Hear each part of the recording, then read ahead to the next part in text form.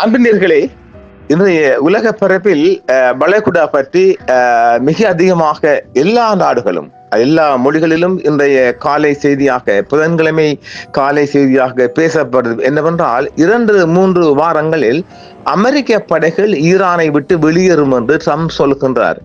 இது ஈரானை விட்டு வெளியேறுமா, வளைகுடாவை விட்டு வெளியேறுமா எனக்கு ஒரு குழப்பம் இருக்கு. ஆனால் அவர் நாரவாய் வீரவாய் என்பதாலும் மாற்றும் அவரால் சும்மா போகவில்லை.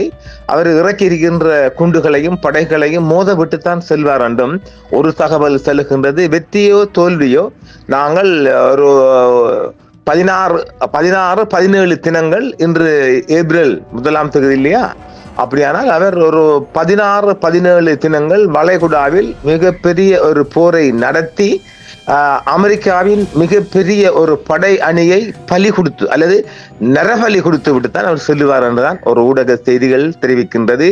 அது ஒரு செய்தியாக. இன்று அதிகாலை ஈரானில் ஒரு பள்ளிவாசல் மீது தாக்குதல் நடத்தி இருக்கின்றார்.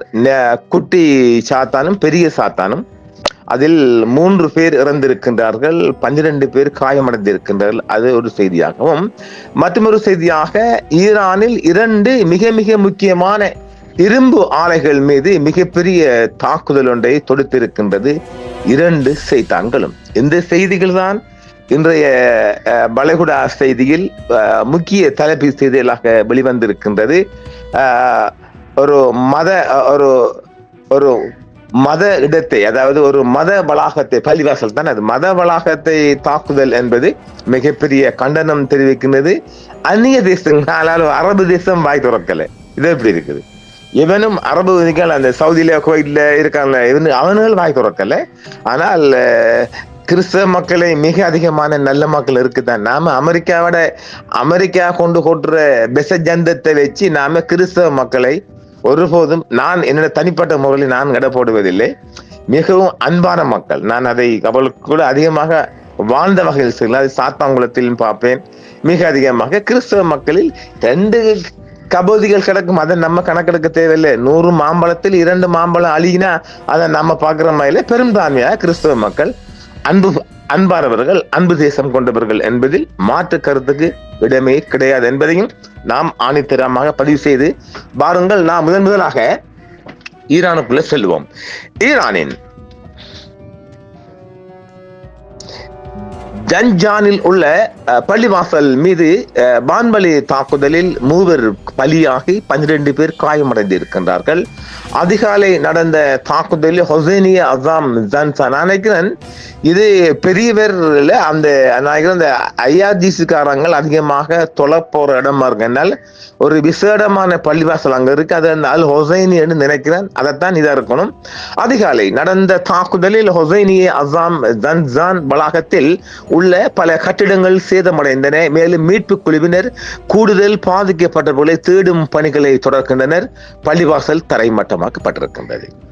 ஈரானின் ஜன்சான் மாகாணத்தில் உள்ள ஹொசைனிய அசாம் ஜன்சான் வளாகத்தில் நிர்வாக கட்டிடத்தின் மீது செவ்வாய்க்கிழமை அதிகாலை நடந்த வான்வழி தாக்குதலில், செவ்வாய்க்கிழமை நடந்திருக்கு, புதன்கிழமை செய்தி வருகுதா,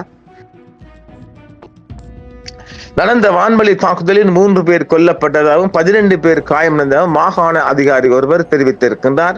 அரசியல், பாதுகாப்பு மற்றும் சமூக விவகாரங்களுக்கான துணை ஆளுநர் அலி ஜாதேகி இடிபாடுகளில் இருந்து 3 பேரின் உடல்கள் மீட்கப்பட்டதாகவும் காயமடைந்தவர்களை அவசர சிகிச்சை குழுவினர் மருத்துவ வசதிகளுக்கு கொண்டு சென்றதாகவும் அவர் தெரிவித்திருக்கின்றார். இந்த செய்தி இன்றுதான் வருகின்றது. செவ்வாய்க்கிழமை நடந்ததாக சொல்லப்பட்டாலும் இன்று அதிகாலை தான் இந்த செய்திகள் வெளிவந்த வண்ணம் இருக்கின்றது. இந்த தாக்குதலால் நிர்வாக கட்டடம், விருந்தினர் எல்லாம், நூலகம் மற்றும் ஒரு பெரிய தொண்டு கடன் நிதி அலுவலகம் உள்ளிட்ட வளாகத்திற்குள் உள்ள பல கட்டமைப்புகள் குறிப்பிடத்தக்க சேதத்தை அடைந்தன என்றும் அருகில் உள்ள கடைகளும் பாதிக்கப்பட்டன. செஞ்சிலுவை சங்கம், தீயணைப்பு துறை மற்றும் நகராட்சி குழுக்கள் அடங்கிய மீட்பு பணிகள் தொடர்வதாகவும் இடிபாடுகளை அகற்றி எஞ்சியிருக்கும் பாதிக்கப்பட்டவர்களை தேடும் பணியில் குழுக்கள் ஈடுபட்டுள்ளதாகவும் சாதேகி தெரிவித்திருக்கின்றார். ஈரானுக்கு எதிராக தாக்குதலை தொடங்கிய போது ஆரம்பித்த பரந்த ராணுவ மோதல் தீவிரமடைந்ததின் மத்தியில் நடந்த தொடர் தாக்குதல்களில் இந்த தாக்குதல் சமீபத்திய தாக்குதல் என்றும் அந்த நடவடிக்கைகளில் ஈரானின் முன்னாள் உச்ச தலைவர் ஐதுல் அலி கமேனி உட்பட 1300க்கும் மேற்பட்ட மக்கள் உயிரிழந்திருக்கின்றனர் என்றும் இதற்கு பதிலடியாக தெஹ்ரான், இஸ்ரேல், ஜோர்டான், ஈராக் மற்றும் அமெரிக்க ராணுவ இலக்குகளை கொண்டுள்ள வளைகுடா நாடுகளை குறிவைத்து ஆளில்லா விமானம் மற்றும் ஏவுகணை தாக்குதல்களை நடத்தி இருக்கின்றது ஈரான். இதனால் உயிரிழப்புகளும் உள்கட்டமைப்பு சேதங்களும் ஏற்பட்டதோடு உலகளாவிய சந்தைகளும் விமான போக்குவரத்துகளும் சீர்குலைந்திருக்கின்றதாகவும் உலக பரப்பில் ஒரு செய்தியாக வெளிவந்த வண்ணம் இருக்கிறது. இதேவேளை ஈரானின் இஸ்பஹான் அல்வாஸில் உள்ள முக்கிய ஈரானிய ஸ்டீல் ஆலைகள் மீது அமெரிக்க இஸ்ரேலிய தாக்குதல்கள் தொடர்ந்திருக்கின்றது. இன்று காலை இரண்டாவது முறையாக மொபாரேக் இரும்பு ஆலை மற்றும் குஜஸ்தான் இரும்பு ஆலைகள் மீது வான்வழி தாக்குதல்கள் நடத்தப்பட்டன என்றும் மேலும் அவசரகால மீட்பு குழுக்கள் அந்த இடங்களுக்கு அனுப்பப்பட்டுள்ளதாக ஈரான் தெரிவித்திருக்கின்றது. அமெரிக்கா மற்றும் இஸ்ரேலிய போர் விமானங்கள் ஈரானின் மிகப்பெரிய இரண்டு இரும்பு ஆலைகள் மீது தாக்குதல்கள் நடத்தி இருக்கின்றது. இஸ்பஹானில் உள்ள மொபாரக் இரும்பு நிறுவனம் மற்றும் அல்வாஸில் உள்ள குஜஸ்தான் இரும்பு நிறுவனம் ஆகியவை குறிவைக்கப்பட்டன. இந்த வான்வழி தாக்குதல்கள் சுமார் 1930 GMT அளவில் நிகழ்ந்தன. 7:30 இரவு 7:30 சொல்லாங்க நினைக்கிறேன். ஆமா, GMT டைம். ஈரானிய ஊடகங்கள் இந்த ஆலைகளை நாட்டின் மிக முக்கியமான தொழில்துறை சொத்துக்களில் ஒன்றாக விவரித்துள்ளனர். சில நாட்களுக்குள் இரும்பு ஆலைகள் மீது இரண்டாவது அமெரிக்காவின் தாக்குதல் என்றும் சொல்லப்படுகிறது. அதே நாளில் பின்னர் முபாரக் ஆலை மீது இரண்டாவது கட்ட தாக்குதல்கள் நடந்திருக்கின்றது. இரண்டாவது முறையாக குறிவைக்கப்பட்டுள்ளது என்று உள்ளூர் வாசிகள் தெரிவித்திருக்கின்றனர். இரு இடங்களுக்கும் அவசரகால பிரிவுகள் அனுப்பப்பட்டன என்றும் இருப்பினும் சேதத்தின் அளவு அல்லது ஏற்படக்கூடிய உயிரிழப்புகள் குறித்து உடனடியாக எந்த அதிகாரப்பூர்வ தகவலும் இன்னும் வெளியாகவில்லை. சமீபத்திய குண்டுவீச்சுகள் கடந்த வாரம் அதே இரும்பு ஆலைகள் மீது நடத்தப்பட்ட முந்தைய தாக்குதலை தொடர்ந்து இரண்டாவது தாக்குதலாக இந்த தாக்குதல் நடைபெற்றிருக்கின்றது. இஸ்பஹானில் ஒருவர் கொல்லப்பட்டார் என்றும் மற்ற 15 பேர் காயமடைந்தனர் என்றும் மாகாண ஆளுநர் தெரிவித்திருக்கின்றார்.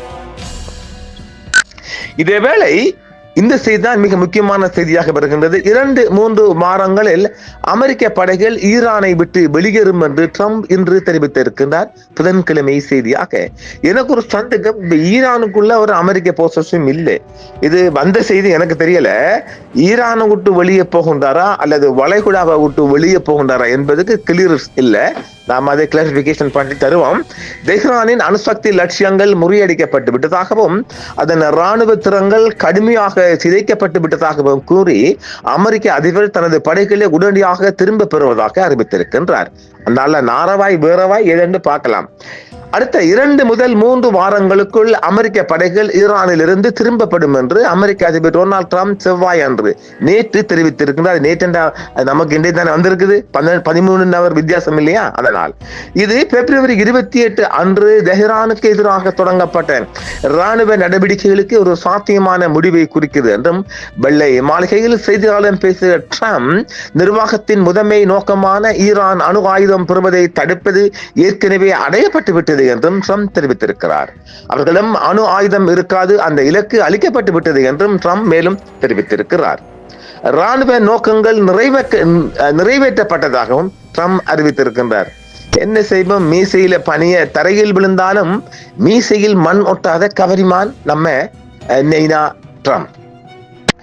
மோதலை முடிவுக்கு கொண்டு வருவதற்கான காலக்கெடு குறித்து கேட்டபோது ட்ரம்ப் பதிலளித்தார். நான் செய்ய வேண்டியதெல்லாம் ஈரானை விட்டு வெளியேறுவதுதான், அதை நாங்கள் மிக விரைவில் செய்வோம் என்றும் ஒருவேளை 2 வாரங்கள் அல்லது 3 வாரங்கள் அமெரிக்க தாக்குதல்கள் ஈரானில் இராணுவ உட்கட்டமைப்பை கணிசமாக பலவீனப்படுத்தியுள்ளன என்றும் தெஹ்ரான் மீண்டு வர 15 முதல் 20 ஆண்டுகள் ஆகலாம் என்றும் அவர் மேலும் கூறியிருக்கின்றார். நான் சொல்லுகின்றேன், ஈரான் மீண்டும் 2 அல்லது 3 வருடங்களுக்கு மிகப்பெரிய சிங்கப்பூரை விட அதிகமான கட்டிடங்களும் ஜொலிக்கும். ஏனெனில் ஹார்முஸ் ஜலசந்தியில் டோல் சார்ஜ் அறவிட போது ஒரு நாளைக்கே கணக்கு பார்த்துக்கொள்ளுங்க. 60,000 67 கோடி என்றா எவ்வளவு வரப்போகுது எல்லாம் டாலர்ல பாருங்க. ஹார்முஸ் ஜலசந்தி குறித்து எரிசக்தி போக்குவரத்திற்கான பாதுகாப்பை ஐரோப்பிய நாடுகள் தாங்களே நிர்வகிக்க வேண்டும் என்று அவர் குறிப்பிட்டார். மேலும் நாங்கள் மிக விரைவில் வெளியேறிவிடுவோம். பிரான்ஸ் அல்லது வேறு ஏதேனும் நாடுகள் எண்ணெய் அல்லது எரிவாயுவை பெற விரும்பினால் அவர்கள் ஜலச்சந்தி வழியாகவே செல்வார்கள். அவர்களால் தாங்களே பாதுகாத்துக் கொள்ள முடியும் என்றும் ட்ரம்ப் தெரிவித்திருக்கின்றார். பிராந்தியம் முழுவதும் மோதல் உயிரிழப்புகள் ஏற்படுகிறது. பிப்ரவரி மாதத்தின் பிற்பகுதியில் இருந்து அமெரிக்காவும் இஸ்ரேலும் ஈரானிய இலக்குகள் மீது வான்வழி தாக்குதலை நடத்தி இருக்கின்றன. இதில் 1340க்கும் மேற்பட்டோர் உயிரிழந்ததாக ஈரானிய அதிகாரிகள் தெரிவித்துள்ளனர். இதற்கு பதிலடியாக தெஹ்ரான், இஸ்ரேல், ஜோர்டான், ஈராக் மற்றும் அமெரிக்க இலக்குகள் மீது வளைகுடா நாடுகளை குறிவைத்து ஆளில்லா விமானம் மற்றும் ஏவுகணை தாக்குதல்களை நடத்தி இருக்கின்றது ஈரான். அதிகாரப்பூர்வமாக புள்ளி விவரங்கடி மோதல்கள் தொடங்கியதிலிருந்து குறைந்தது 13 அமெரிக்க படை வீரர்கள் கொல்லப்பட்டதாக தெரிவிக்கப்பட்டிருக்கிறார்கள். யுத்தம் முடிவடைந்தவுடன் இப்பொழுது பணைய கைதிகளாக இருக்கின்ற அமெரிக்க பணைய கைதிகள் மிக விரைவில் வெளிக்கொண்டு வருவார்கள் என்றும் ஈரான் ஒரு செய்தி தெரிவிக்கின்றது.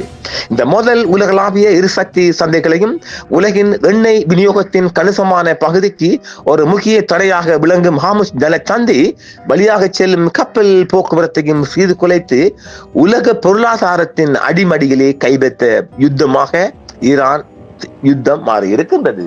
இருந்தாலும் இந்த ஏப்ரல் 16, 17ஆம் தேதியில் நாம் ஒரு விடுதலை பெறுகின்றோம். இது ஒரு 3ஆம் உலக போருக்கு அணுப்போருக்கும் பாயிருந்த நேரத்தில் ஏதோ நெய்னாவுக்கு மனம் மாறி இந்த போரிலிருந்து அவர் முற்றுமுழுதாக ரிலீஸ் பெறுகின்றார் என்ற செய்தியும் ஒரு இனிப்பு செய்தியாக வெளிவந்த வண்ணம் இருக்கின்றது.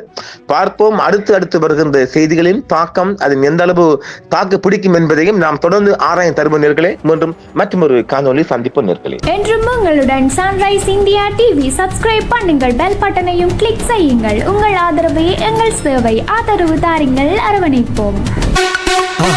மறக்காம சர்ப்ரைஸ் பண்ணுங்க. தேங்க்யூ.